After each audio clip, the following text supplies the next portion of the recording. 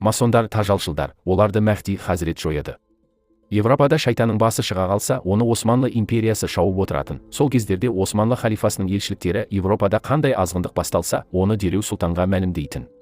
Бірде Францияда әйелдер көшеде бір үстелде аралас отырып тамақ арақ ішетінді шығарды. Ал Османлы сұлтаны француз патшасына бұл іске тыйым салуға әмір етеді. Әйтпесе Францияға шабуыл жасайтынын ескертеді. Ал француз патшасы қатаң заң шығарып, осы ерсі істерді тоқтатады.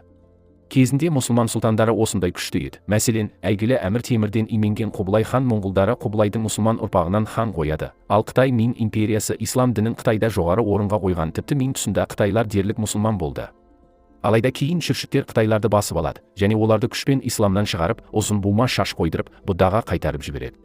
Османлы 1683 жылдан бастап әлсірей бастады. Соған сәйкес исламның ықпалы да сол кезден бастап әр жерде түсе бастайды.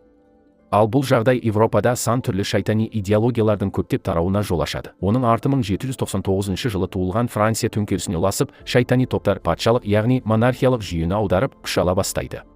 Содан бастап Европада демократия, философия, атеизм, коммунизм, социализм сияқты түрлі шайтани идеологиялар кең тарай бастайды.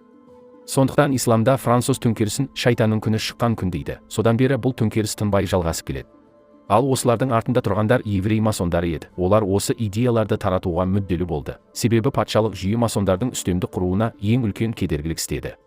Сондықтан олар Алланың көктен түсірген патшалық, хандық, сұлтандық түзімін әділетсіз түзім деп жар салды. Оларды демократия я социализм басуы керек деп, ел жұрттың миын әбден жуды. Әр жерде патшалық, сұлтандық жүйені аударуға барынша күш салды. Нәтижесінде дүниедегі ең күшті Османлы, Ресей, Қытай, неміс, мұғал патшалықтарын аударып тастады. Орнына демократияны немесе социализмді негіз еткен қаптаған республикалық елдерді құрды. Себебі осындай түзімдегі елдерді қолда ұстап тұру масондарға оңай еді. Олар әр мемлекеттегі ең бай, ең ықпалды 100 адамды өз меңгеруінде ұстайды, және осы 100 адам арқылы сол бір елді уысында ұстайды. Әрбір халықаралық ұйымдардың артында да солар тұрады. Бұл ұйымдар сенің игілігің үшін емес, тек соларға пайдалы мәлім мақсаттар үшін істетіледі.